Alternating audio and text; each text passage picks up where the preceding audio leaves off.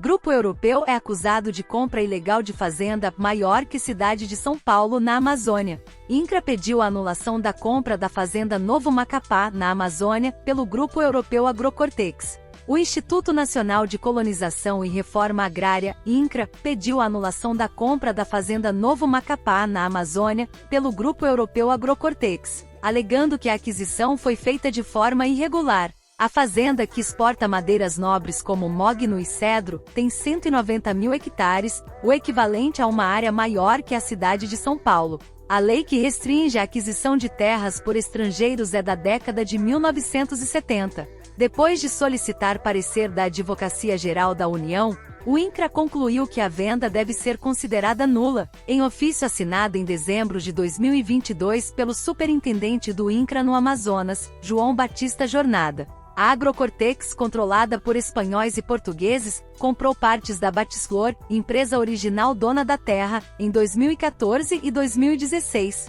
O caso foi revelado em reportagem publicada no Metrópolis, há cerca de 2 meses. A conclusão do INCRA foi enviada ao Tribunal de Justiça do Amazonas e ao Ministério Público Federal em dezembro. A Corregedoria do TJ poderá declarar a venda da propriedade como nula, mas nenhuma decisão foi tomada até o momento. Lula vai anunciar nova direção do INCRA na segunda-feira, diz Paulo Teixeira. Na ação, o INCRA questiona a porcentagem da propriedade adquirida pelos estrangeiros, alegando que foi de 100%, enquanto a Agrocortex afirma que é dona de apenas 49%. Segundo o grupo estrangeiro, o sócio majoritário continua sendo o brasileiro Moacir Crocetta, ex-dono da Batisflor. A Agrocortex defende que suas atividades estão em conformidade com a lei e que todas as informações estão sendo fornecidas às autoridades competentes. Embora Crocetta tenha concordado em vender toda a empresa Agrocortex por 250 milhões de reais, ele afirma que o grupo não pagou o valor total da aquisição. Questionada sobre o valor pago pela terra, a Agrocortex não respondeu, assim como o IBAMA, órgão ambiental responsável pela fiscalização. O INCRA identificou indícios de que a empresa tenha firmado um contrato de parceria de fachada com a brasileira Batisflor. A propriedade tem mais de 90% de sua área preservada, e o plano de manejo permite que a empresa explore 3% da área por vez, deixando os outros 97% preservados. A Agrocortex extrai madeira nobre da propriedade para exportação, como mogno, cedro, jatobá, comaru, garapa e cerejeira. A empresa garante que suas atividades respeitam o meio ambiente, e suas operações são aprovadas pelo IBAMA e certificadas pela ONG Conselho de Manejo Florestal, FSC.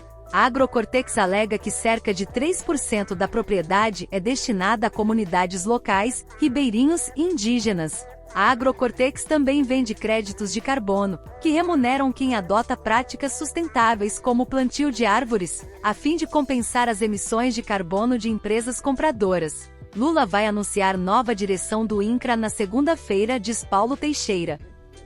Após pressão do MST, ministro revela que Lula está próximo de anunciar comando de órgão responsável pela reforma agrária. O ministro do Desenvolvimento Agrário e Agricultura Familiar, Paulo Teixeira, afirmou em entrevista ao Brasil de Fato, que o presidente Lula fará o anúncio dos novos diretores do Instituto Nacional de Colonização e Reforma Agrária, INCRA, na próxima segunda-feira, 27. O INCRA é uma autarquia federal, responsável pela execução da reforma agrária e pela regularização fundiária em todo o país. A nomeação dos novos diretores é aguardada com expectativa pelo Movimento dos Trabalhadores Rurais Sem Terra, MST, que tem demandas históricas junto ao órgão. O presidente Lula vai resolver neste final de semana toda a direção do INCRA. A declaração de Paulo Teixeira ocorreu justamente na Festa da Colheita, evento do MST para celebrar a primeira safra de soja não transgênica da região, no município de Centenário do Sul, no norte do Paraná. O evento também terá a presença do ministro da Agricultura e Pecuária, MAPA, Carlos Fávaro. O presidente Lula vai resolver neste final de semana toda a direção do INCRA. Na segunda-feira vai anunciar toda a direção do INCRA. Evidentemente, há um trâmite que você analisa a vida de cada diretor. Isso é normal.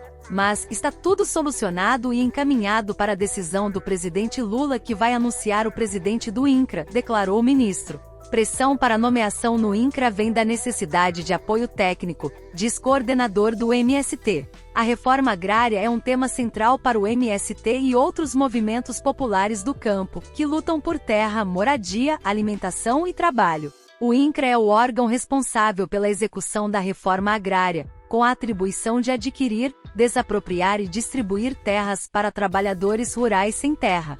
A nomeação dos novos diretores do INCRA foi tema de pressão dos movimentos populares do campo, em especial o MST junto ao governo Lula. As organizações reivindicam, por exemplo, a ampliação dos recursos destinados à reforma agrária e a agilidade na regularização fundiária, além da assistência técnica oferecida pelo órgão. Além disso, há críticas em relação à condução do órgão nos últimos anos, que deixou muitas famílias sem acesso à terra e com a situação fundiária irregular. Perto de 2 meses de mandato, o INCRA ainda é chefiado interinamente pelo engenheiro César Fernando Schiavon Aldrigue. Não achamos que ia demorar tanto, e por isso a pressão, afirma o coordenador nacional do MST, João Paulo Rodrigues, sobre a nomeação do indicado por Lula para chefiar o governo. Na última quarta-feira, 22, Rodrigues jogou luz ao debate com uma postagem no Twitter. Em entrevista, Rodrigues afirmou que o atual governo entendeu a importância da questão alimentar, que ganhou espaço desde o período de transição. O incômodo está especificamente na demora na nomeação para a chefia da autarquia responsável pela reforma agrária. Enquanto proposta de governo, estamos muito bem, talvez seja o melhor momento dos últimos anos. O nosso problema fica em especial no INCRA, que é um órgão específico, que cuida de área sensível, que é a implantação de assentamentos e obtenção de novas áreas, destacou. Movimento dos Trabalhadores Rurais Sem Terra, MST. O Movimento dos Trabalhadores Rurais Sem Terra, MST, é um movimento social camponês que surgiu em 1984, no Brasil. O objetivo do MST é realizar a reforma agrária, praticar a produção de alimentos ecológicos e melhorar as condições de vida no campo. Origem: o governo militar promoveu uma grande concentração de terra nas mãos de proprietários privados. Igualmente, com programas como o Proálcool, onde a lavoura de cana-de-açúcar foi estimulada, milhares de trabalhadores tiveram suas terras transformadas em canaviais. Com isso, os camponeses se reuniram em 1984 no primeiro Encontro Nacional dos Trabalhadores Rurais Sem Terra, na cidade de Cascavel, no Paraná. Dali, seria formalizado o MST. Com a elaboração da Constituição de 1988, ficou declarado que as terras que não cumprissem sua função social deveriam ser desapropriadas. Assim, esse movimento envolve a luta política dos camponeses, que não possuem terra e desejam a redistribuição das terras improdutivas do país. Para tanto, pedem sobretudo pela reforma agrária, a soberania popular e a justiça social. Objetivos. Alguns dos objetivos defendidos pelo MST durante esses anos: reforma agrária, justiça social, causas indígenas e quilombolas, punição dos assassinos dos trabalhadores rurais, desapropriação dos latifúndios em posse das multinacionais, distribuição igualitária das terras, produção de alimentos nas terras libertadas, soberania alimentar, cobrança do Imposto Territorial Rural, ITR, melhoria das condições de vida no campo e na cidade e redução do inchaço urbano. Bandeira. A bandeira do MST consiste em um retângulo vermelho e ao centro um círculo com dizeres, o mapa do Brasil e um casal de camponeses. O vermelho representa o sangue dos trabalhadores rurais que morreram ao lutar pela sua terra. Também remete ao socialismo, que é a ideologia que inspira o movimento. No escudo, em forma de círculo, encontramos o nome do movimento. Da mesma forma, temos o mapa do Brasil em verde, cor que simboliza a natureza, e um casal dentro deste mapa. O homem com camisa branca e chapéu de palha tem o braço levantado e nas mãos segura um facão, instrumento do campo e de luta. A mulher, vestida de vermelho, está à frente, mas à mesma altura. Atuação do MST. O MST realiza marchas pelo campo a fim de reivindicar seus objetivos. Atualmente no Brasil, após 30 anos de movimento, são 24 estados que possuem atuação e organização dos trabalhadores sem terra. Cerca de 350 mil famílias vivem nos assentamentos já conquistados. No entanto, continuam lutando pela desapropriação das terras improdutivas e se posicionam contra os projetos de barragens, grilagem de terras e o agronegócio. Dessa maneira, após assentarem determinados latifúndios, as famílias pertencentes ao movimento lutam pela conquista de direitos como saúde, educação, cultura e etc. Organização do MST.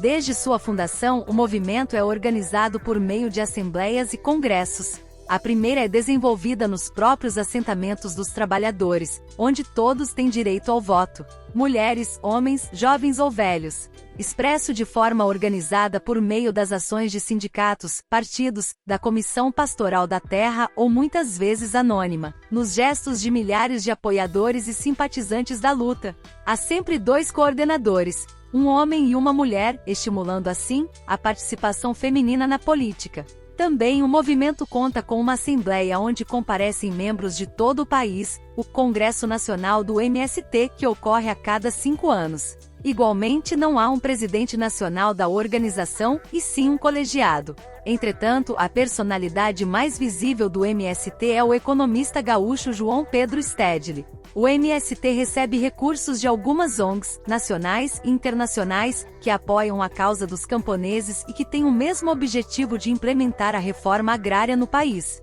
Da mesma forma, as famílias que já estão assentadas contribuem financeiramente para o sustento de outras pessoas que ainda não conquistaram sua terra. Conquistas: 8.000 latifúndios ocupados, 2014, 350.000 famílias assentadas, 2014, criação de escolas de ensino fundamental e médio dentro de assentamentos e feiras de alimentos em pequenas cidades com produtos oriundos de assentamentos. INCRA.